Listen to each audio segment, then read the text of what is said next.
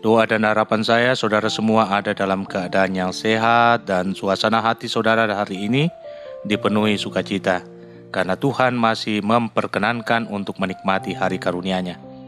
Saya Pendeta Joni Delima terus mengajak saudara untuk memiliki kerinduan dan kecintaan yang sama pada firman Tuhan, dan sapaan firman Tuhan hari ini berada di bawah sorotan tema berkat bagi orang benar. Untuk pembacaan firman, marilah kita berdoa.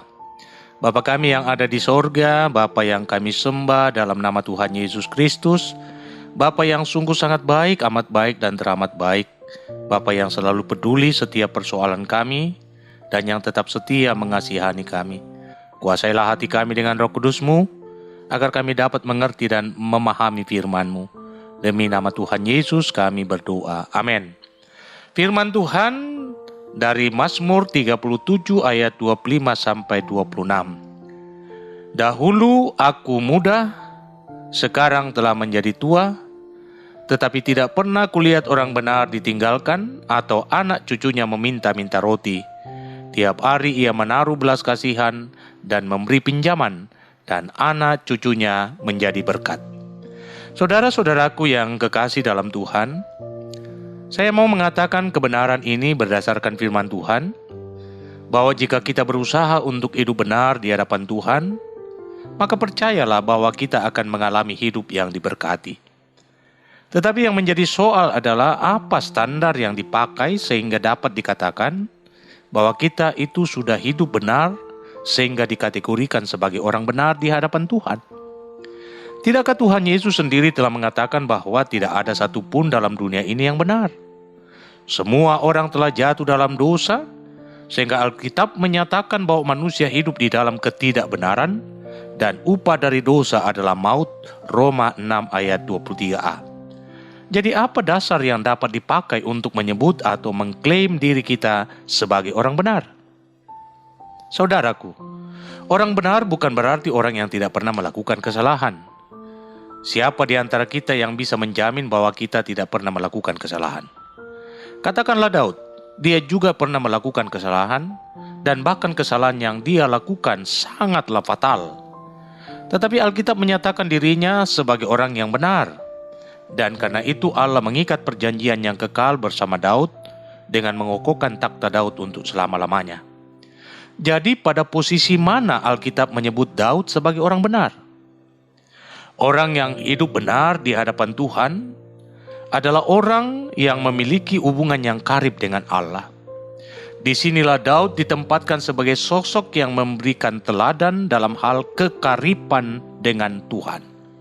Sejak muda sampai jadi raja atas Israel Raya menggantikan Saul, Daud senantiasa bergaul karib dengan Tuhan.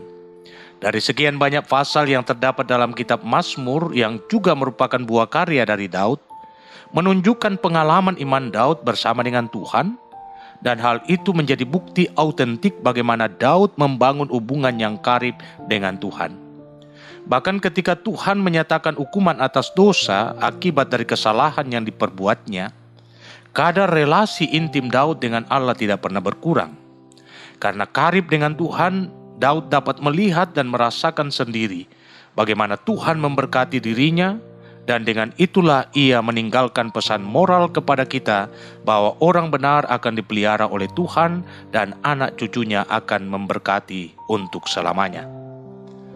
Artinya, Tuhan tidak akan pernah meninggalkan orang yang hidup benar. Bahkan langkahnya pun ditetapkannya. Seperti yang disebutkan dalam Mazmur 37 ayat 23. Tuhan menetapkan langkah-langkah orang yang hidupnya berkenan kepadanya. Orang benar bukan hanya menerima dan mengalami kebaikan Tuhan bagi dirinya sendiri, tetapi kebaikan Tuhan itu juga akan dialami oleh anak cucunya. Dan saya mau mengatakan hal ini, bahwa setiap orang yang percaya kepada Kristus secara de jure beroleh status sebagai orang benar. Kita dibenarkan secara cuma-cuma oleh penebusan Kristus di Kalvari. Dengan kata lain, kita diberi status sebagai orang benar semata-mata karena iman. Karena itu Tuhan mengendaki supaya kita tidak hanya dibenarkan secara status, tapi kita harus benar-benar bertumbuh dalam kebenaran. Ini membutuhkan sebuah proses yang berlangsung seumur hidup kita. Jika kita sudah bertumbuh sampai pada tingkat orang benar, maka janji berkat Tuhan pasti akan digenapi dalam kehidupan kita, dan berkat itu juga sampai kepada anak cucu kita. Orang benar adalah orang yang takut akan Tuhan. Itu diwujudkan melalui ketaatan melakukan firman Tuhan dan menjauhi segala bentuk kejahatan. Mazmur 25 ayat 12-13 mengatakan, siapakah orang yang takut akan Tuhan? Kepadanya Tuhan menunjukkan jalan yang harus dipilihnya. Orang itu sendiri akan menetap dalam kebahagiaan, dan anak cucunya akan mewarisi bumi. Karena itu saya hendak menyampaikan hal ini. Jadilah pribadi yang intim dengan Tuhan melalui gaya hidup yang berabodah, yaitu hidup dalam penyembahan, dalam roh takut akan Tuhan, hidup yang selalu dibangun di atas firman Tuhan, hidup yang selalu bersyukur dalam segala keadaan.